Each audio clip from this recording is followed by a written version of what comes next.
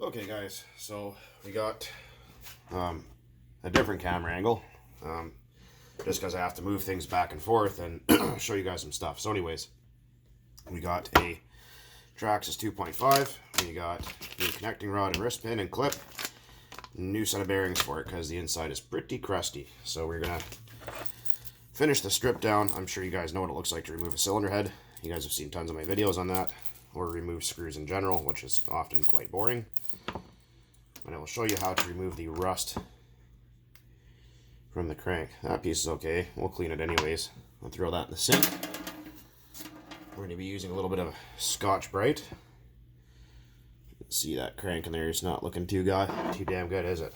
We're just going to grab a... Well, if I remember where I put it, that'll be awesome. Let's use the back of a pencil. That might work. There you go. Never grab the sleeve with pliers. You will actually warp it and turn it into an oval, and the engine will never run again. And if it does, it won't last. So, pull our connecting rod and piston, just like that. And our crank is stuck. So when the crank is stuck and it just won't come out, like how this one is, I'm pushing on it. That's how you remove it. Just give it a whack. It'll pop right out.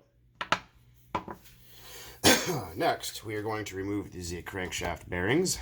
So I'm going to have to use my trusty little propane torch, and you can see all that rust and corrosion. So we're just going to clean it up with some Scotch-Brite, and this is going to get cleaned up a little bit of super clean as well. So we're just going to take our torch, let that warm up for a minute. Grab our mitt. Don't burn the charge cord for the phone. Heat this guy up, and everything should come right apart. This is pretty crusty. Front bearings feel like they're full of sand. So, let's see what I'm doing here. Hopefully, there we go, that's a little bit better.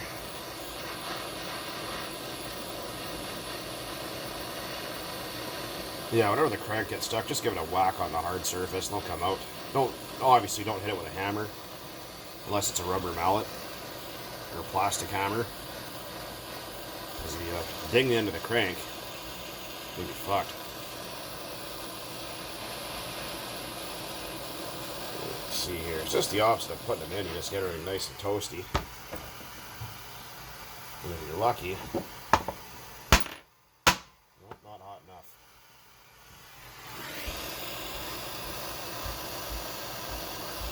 This may look destructive, but it's actually not. I mean, you can buy the bearing tool kit, but like I said, when you're doing, 100 different engines every week, that's $1,000 plus worth of tools right there. Too expensive. Rear bearings up. Then, oh shit! Almost lit my kitchen on fire. That would have been awesome. Should light my upstairs neighbor on fire since he's such a loser. He likes to wake me up at 2 o'clock in the morning. Every day. We'll throw some heat in there. That front one should drop right out. Usually if it's big enough, you can just go through and poke them, and they'll drop right out. Oof, that friggin' reeks. Okay, so I'm going to let that cool off. I'm not going to quench it with water because you can warp stuff. But I'll be right back, and after it's finished cooling off, and we will prepare the new bearings to go in. And remember, when you have these kind, remove both seals from the rear and only one seal from the front. Back in a flash. All right, scrub it up, 2.5 in the top. All right, so we're gonna grab and clean our engine block. Excuse me. We're going to take some super clean. Be careful because this stuff is caustic and it will attack aluminum.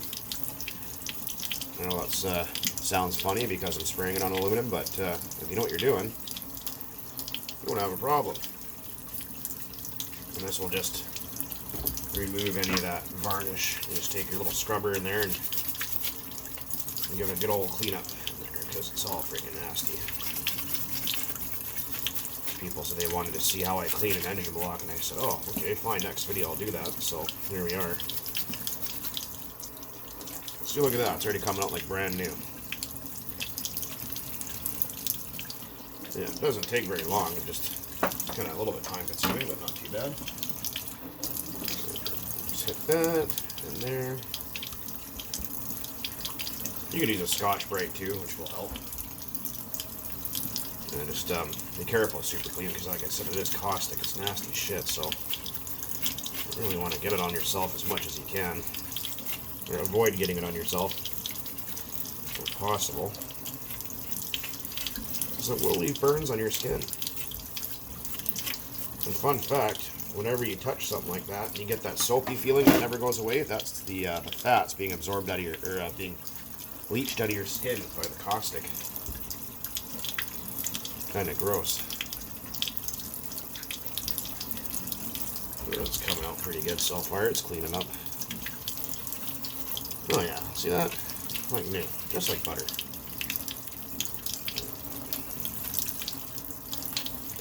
I mean, you can't get all of it. I mean, some of it's just seriously stained in there. There's nothing you can really do, but you know, the cleaner you can get it, the better it is to work with.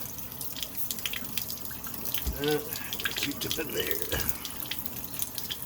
Let's get all that gunge and varnish.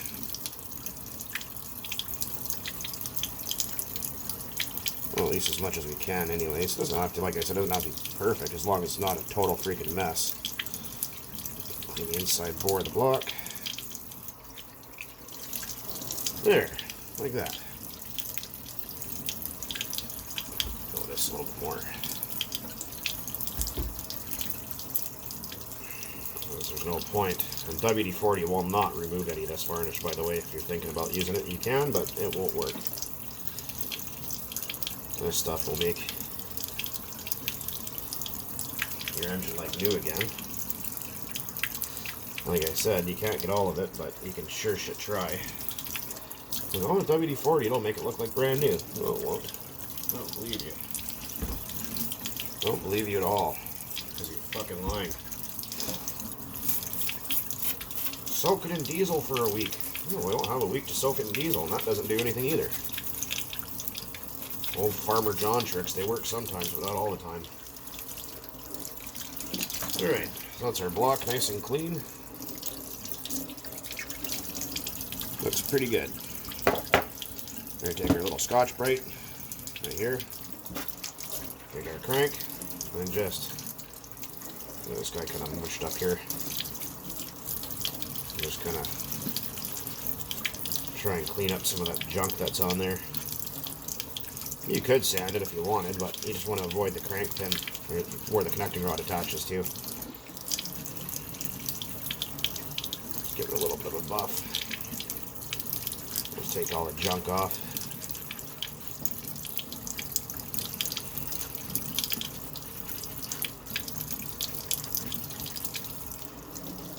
Oh, it's a little bit better.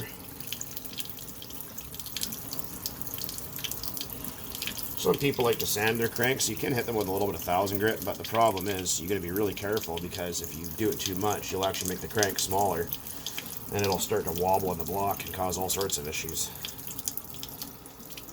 It's looking better. See, it's cleaning up. Not completely rust-free, but I'm going to dry off my hand here and just continue on, because I'm sure you guys are probably already sick and tired of watching this.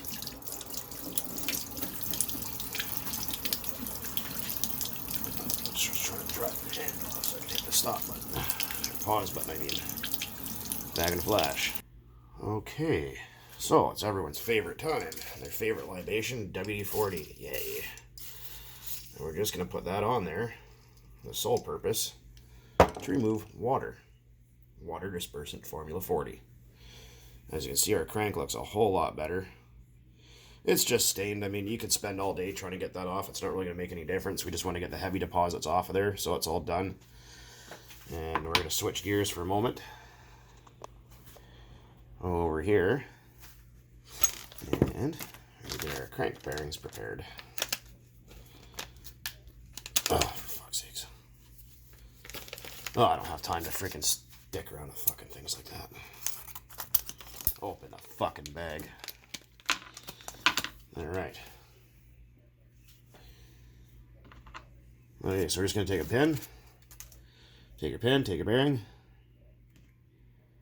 And just hook that seal. Bam, there's one. And this pin's really small, so it's hard for me to hold on to it. Hook the other seal. Bam, just like that. So there's our rear crank bearing there. I'll go with some oil. Some oil in our crank a little bit. A couple of drops in that bearing. A couple of drops. A few more drops. Yeah, a couple of drops.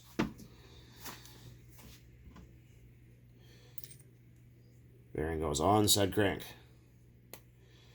Sometimes it can be a little bit tighter because this is also new. There we go. Nice and butter-like. Freaking fingers are so oily. Then hook our front seal. Only remove the one. Put some oil in there. There's already some grease, but a little dab extra won't hurt ya. Then put that in the front. We're going to leave that in the freezer for about 20 minutes, 30 minutes, and we'll be right back. Okay, well that's freezing. We're going to switch gears here again and do this piston up really quick. Go in here and pull that pin clip, if I can get at it.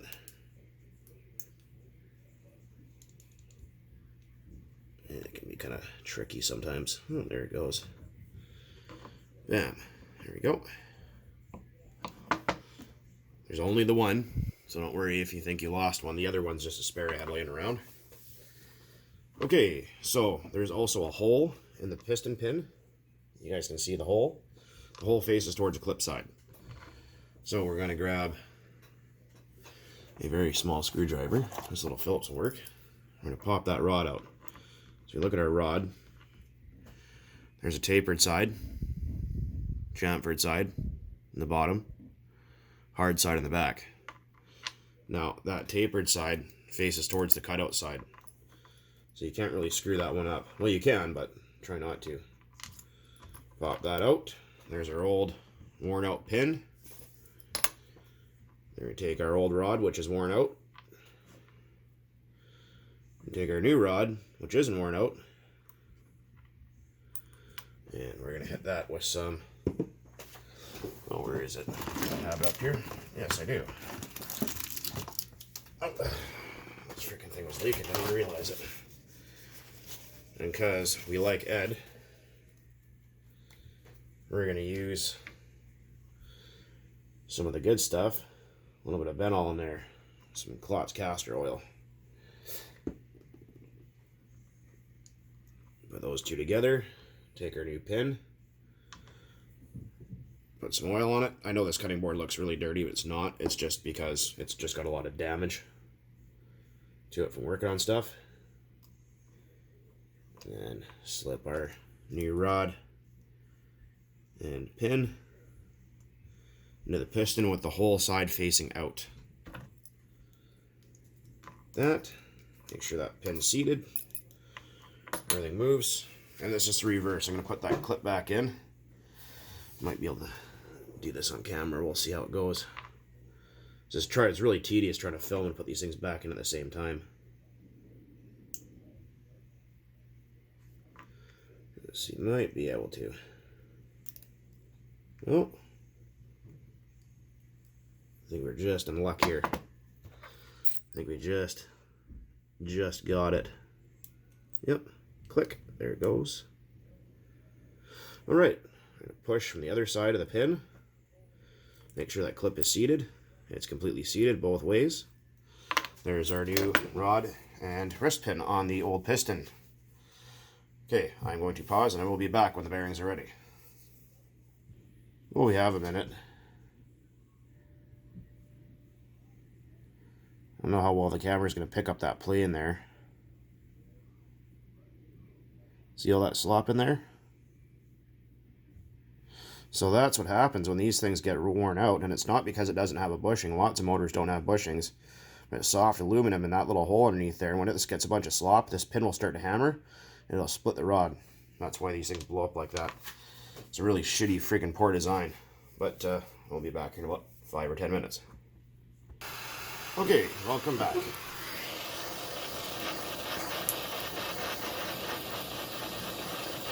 So we're going to install our new crank bearings.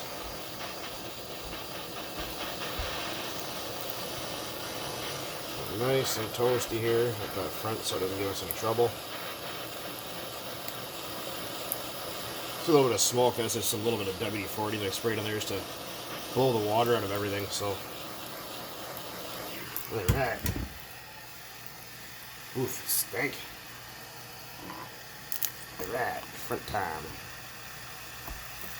Front bearing in. Yeah, fucker, get in there. Oh, front bearing. And ouch. Come on.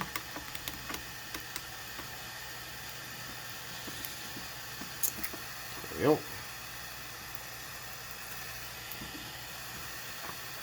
There you go. Bearings are in. Sure to give it a little bit of a, not light your house on fire, give it a bit of a tug, make sure the bearings are seated. And that's it. Let it cool down now. Okay. Block's nice and cool. It's been about half an hour. Let it cool down nice and slow. Put some oil on the crankshaft. It's already got lots of oil on it, but just a little bit extra, because why not? Already got oil in that rear crank bearing. And like I said, once everything's been clean, it should slip apart and come back together, you know, back together, come apart, whatever, you know what I'm trying to say here. Nice and easy like. Nice and easy like. It's totally fucking start creeping out people here. Your piston, just a little taste of brake clean, just to make sure there's no schmutz. I think some of you guys got a laugh out of that word that I use, schmutz. I don't know what it is. I think I just made it up one day. But when there's shit on something, it's fucking schmutz. Schmoo, schmutz, shit, stuff, whatever. Some oil in that piston. And some oil. Crank pin. Oil at that connecting rod. I can put oil all over it. There you go. Put some oil inside that sleeve. Oil on the outside of the sleeve. This sleeve looks like it's new, but it's not. It's just, I just took a little bit of Scotch right there and just gave it a little bit of a once over. Just take off any of that varnish that was on there so it goes together nice and easy. Right, so look at our block. Look at our piston. That cutaway, that window on the piston faces the front, the carburetor side, like that. So it makes clearance for the crank, so the crankshaft doesn't turn around and smack it whenever you turn it over. Let's see here if I get this on film for you guys. It's slippery and oily in here. Sounds like a good time, doesn't it? Let's see here. Let's try and slip that rod over top. There we go. Put our piston at the bottom. Take our newly clean sleeve, line up that tab and that notch. Sometimes you have to fart with it. Get her lined up. Should sit right together, just like so. It feels pretty good, nice and buttery smooth. Still some pinch left at that top, that's great. Wipe up our freaking mess. Take our starter pin. And where the fuck did that WD-40 go to? There it is. Forgot to dry it off, so I'm just going to dry it using WD-40, which is absolutely perfectly fine to do. It just keeps the, just blows the water off it. It doesn't last very long, so keep that in mind. Then these two cutaway sides face the top. Put your piston up. And then Spin that until you hear it go click. Everything should lock up. Nice and easy to hack. Hopefully I have enough space to finish this here. One screw. These screws got enough oil on them because everything was leaking before, so they're plenty greasy.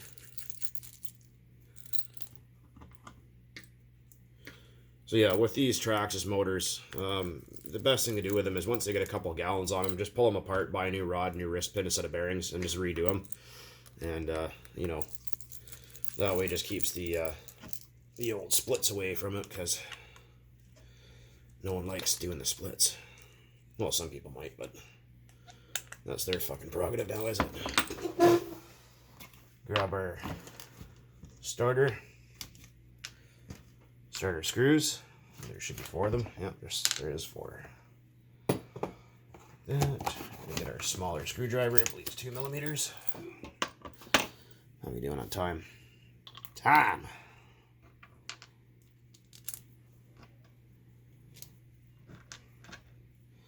Now, the carburetor is a different issue. I'm not going to be putting it back onto the video because I'm going to take it apart. Well, I don't have to take it apart. I'm just going to clean it. I forgot to do that. Yeah, I might. If I have enough time, we'll see what happens. It's just covered in shit, so schmutz is what it's covered in. Now, if you take and you crush the pull starter like that, I mean, if you over tighten the screws, it'll be really hard to pull and it won't want to retract either. Let's see what we got. Nice. Oh yeah, compression's really good too. We'll take our cylinder head. I was going to hit this with super clean, but I don't want to strip the anodizing off, so that's why I didn't. And, well, you know what, we'll just put a little bit of that on there. And that head goes, I believe, this way. Make sure your head gasket's there. You don't want to lose that. Oh, wait a minute here. Are we out? Oh, no. We're not out. I thought we were 180 degrees in the opposite direction. Turns out we were okay. So when you feel it get tight, you'll see the cylinder head try to pull to one side. So as soon as that happens, just loosen it off half a turn. And then go to your next.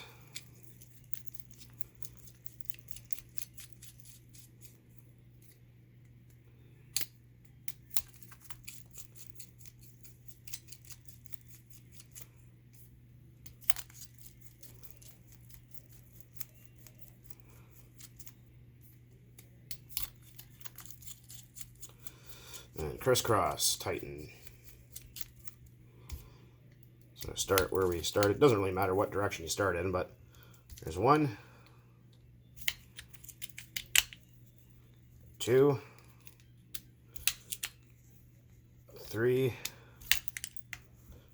4, and 5. Click. Done. Oh yeah.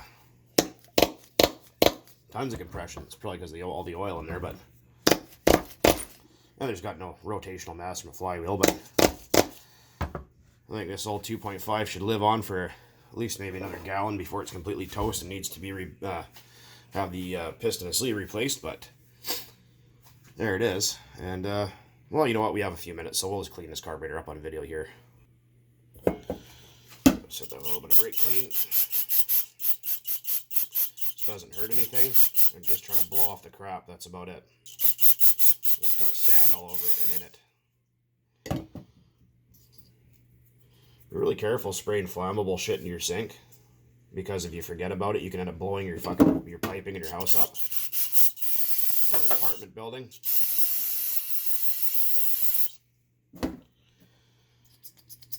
Yeah.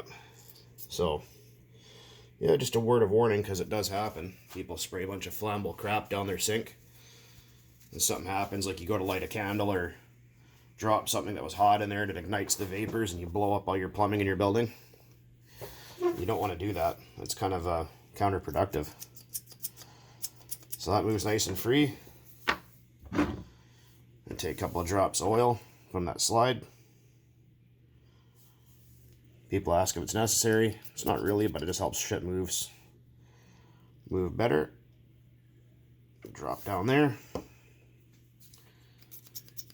I did ask the owner if he wanted a 3.3 crank. He said no, because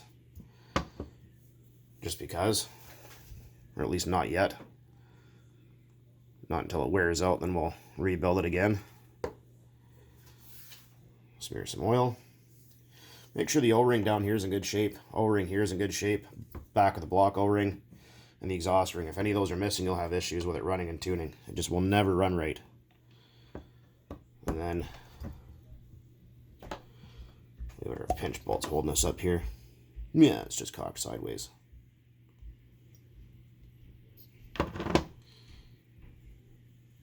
Yeah, fucker. Let's back it off here a little bit. Stick that guy through.